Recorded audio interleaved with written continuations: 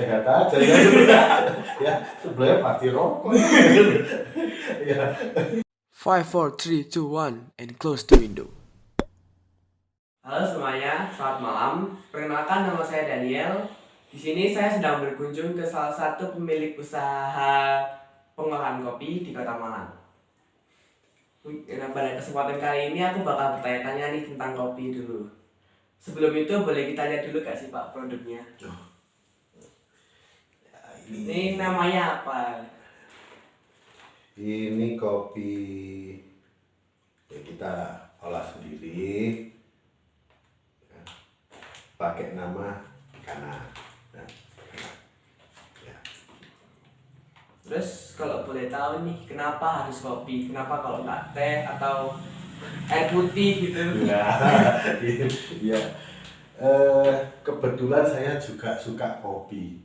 Ya, ngopi itu wah, buat saya inti ya, penting buat saya. Nah, Prioritas. prioritas. Ya, jadi akhirnya saya memilih kopi juga mudah kita dapatkan dari petani-petani di daerah-daerah, terutama di Malang. Tuh, saya ingin ngangkat ini untuk apa ya? UMKM. Produknya petani di Malang Oh, ya. ya. Nah, sementara ini yang terkenal dari mana-mana, dari Aceh, dari mana, nah, saya ingin ngangkat sendiri dari Malang. Gitu. Nah, untuk selanjutnya, kenapa kok namanya Kana? Itu kenapa kok nggak Kona atau Kimi? Nah, ini pertanyaannya ini. Ini dulu awal memang sulit ya untuk menentukan. Ya, terus akhirnya dari beberapa olahan, ya, mencoba untuk mengolah macam-macam segala macam. Itu, saya akhirnya menemukan dengan rasa apa ya, wine. Wine itu apa ya? Wine, Mungkin anggur, bisa. anggur. Oh, ya, Jadi ya. kan Oke, minuman oke, minuman oke. anggur itu ya. Nah, bukan anggur buahnya, tapi minuman anggur. Nah, itu. Jadi kopi ini akhirnya saya beri nama Kana. Dasarnya dari saya baca-baca, ya, googling segala macam ya, browsing. Itu dari Miracle of Kana. Nah, kalau di Miracle of Kana itu dari air menjadi anggur iya. ya. Nah, kalau ini berhubung kami di Malang, nah, kita ini di Malang ya, dari kopi ke anggur. Ya, memang ada jenis yang berbeda sih. Mungkin faktor apa sih yang mempengaruhi rasa dari sebuah kopi itu? Mungkin ditambahin sesuatu zat-zat apa atau apa gitu? Wah, enggak, kalau sebetulnya rasa kopi yang asli ya, Ya. yang original, yang kita olah selama ini itu tanpa aditif sama sekali, jadi murni, kopi murni. Nah, yang mempengaruhi rasa bisa rasa buah, bisa rasa ya ada buah itu ada kecut-kecut manis ya, seperti itulah itu. Itu dari karakter daerah. Jadi karakter pertama itu karakter tanah segala macam itu, terus ketinggian ya, ketinggian. Jadi kalau di pegunungan beda lagi. Oh, kalau sampai daratan beda lagi. Itu jadi itu dari iklim segala itu juga berbeda, banyak faktor untuk kopi, karena juga ya kopi ini juga apa ya, komoditi pertanian ya. Nah, jadi juga amat sangat tergantung ini iklim dan terus pemupukan dari petani ya, itu. Boleh di-spill nggak sih ini kopinya dapat dari petani mana? Atau mungkin cuma disebutin daerah-daerahnya aja? Ya, ini yang pasti dari Malang. Oh iya, ya, pasti. Malang Raya, di Malang Kabupaten ya pasti. Nah, itu saya ngambil dari daerah pegunungan, dari daerah Gunung Kawi ada, Gunung Arjuna juga ada. Nah, jadi ini yang kita olah itu, jadi tetap kita mengangkat untuk Malang sendiri. Oke. Menurut Pak Firman sendiri itu suka memilih jenis biji kopi yang apa sih? Boleh di-spill nggak? Gini, kalau saya sih relatif ya, karena ada 3 jenis kopi. Tiga jenis kopi ya. 3 jenis itu yang pertama yang sebetulnya sudah sering dijumpai ya, itu Arabica. Oh iya. Yang kedua Robusta. Kurang tahu tapi oke. Ya, Robusta. Nah, kemudian yang ketiga ini yang jarang ada di ini sebetulnya kopi yang sudah lama ya, awal-awal ditanam sebetulnya di daerah Malang itu malah yang ini, itu Liberica. Nah, jadi ini ada 3 jenis ini. Nah, yang kebetulan yang bisa untuk Kopi untuk kana ini yang Liberica. Ya. Prosesnya hampir sama semua, cuma nanti hasil seduhan itu beda. Nah, jadi ini tanpa aditif loh ya, Iya, tanpa macam-macam. Zat kimia tidak. Oh, Nanti zat kimia, ada zat kimia. Ya kadang ya murni, kopi murni seperti itu. Ya. Mungkin bisa dijelasin proses pembuatan dari produk-produk biji ini. Mungkin dari petaninya kirim langsung atau apa sudah bentuk jadi Pak Firman tinggal packing atau gimana? Nah, jadi gini, saya sempat kerjasama itu ya bersama seorang petani pengepul, ya petani sekaligus pengepul. Ya, petani pengepul ini dia tinggalnya di daerah Gunung Kawi. Iya. Ya, daerah Gunung Kawi. Nah, dia punya lahan sendiri, juga ngepul punya kita. Nah, kemudian saya berusaha untuk mencoba membuat rasa yang seperti saya inginkan. Nah, jadi dari petik buah, ya petik buah itu beliaunya sudah petani ini sudah dia memilih yang merah yang benar-benar matang. Nah, kemudian menjemur pun, nah, itu juga berbeda dengan yang lain. Kok bisa berbeda? Nah, karena tidak dikupas dulu, dijemur, jadi natural. Nah, natural. Nah, makanya kenapa kok harus yang merah? Supaya pada saat dijemur secara natural itu bijinya tetap masih ada. Nah, karena kalau yang masih kuning, kurang matang, segala macam itu hancur. Nah itu, jadi itu kemudian baru setelah kering baru diseleb, digiling, jadinya biji, ya OC ya, orang-orang menyebutnya OC ya, masih biji kopi itu, biji bersih. Ini masih perlu dijemur lagi. Nah, dijemur lagi. Nah, saya biasanya ngambilnya yang sudah OC. Oh, yang sudah jadi. Nah, sudah biji ya, sudah biji tapi mentah, Ini saya ambil, saya jemur lagi dengan tingkat kelembapan tertentu. Nanti kadar air, ada ukurannya kadar air tertentu, itu baru bisa di roasting. Nah, digoreng ya, disangrai ya. Paham. Nah, itu pun sangrai yang saya lakukan sangrai tradisional.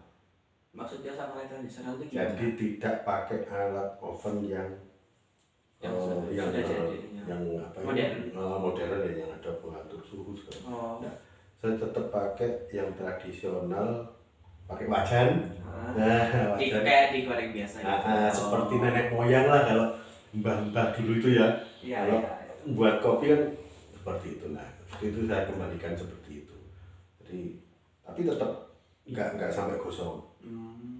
Soalnya kalau mbah-mbah itu ya dulu kan nenek moyang kita kan buatnya kalau nggak hitam ya itu bukan kopi. Nah sekarang nggak gitu. Jadi sudah bisa kita atur apinya, gitu. Nah, jadi nggak perlu sampai gosong ini juga nggak gosong. Nah, tapi ini matang. Oh iya. Nggak hitam nggak gitu iya. ya. Jadi ada tingkat kematangan sendiri. Itu pun juga menentukan rasa yang beda. Kok bisa gitu? Nah, kalau terlalu matang, Iya. ya istilahnya orang-orang itu Overcook.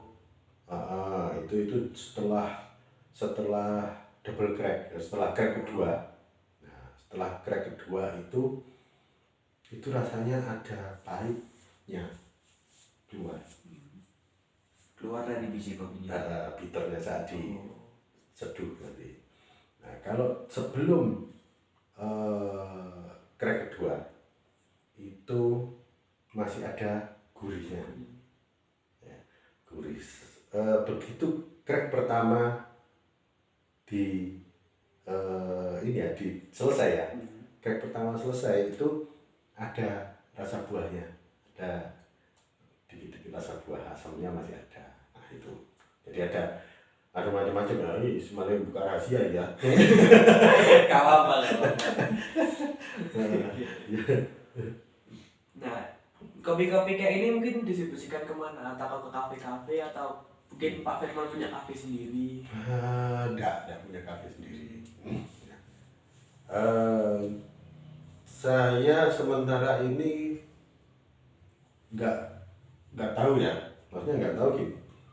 Ada yang pesan, ya, mereka saya anggap end user semua. Entah nanti dipajang di kafenya atau tidak. Gitu.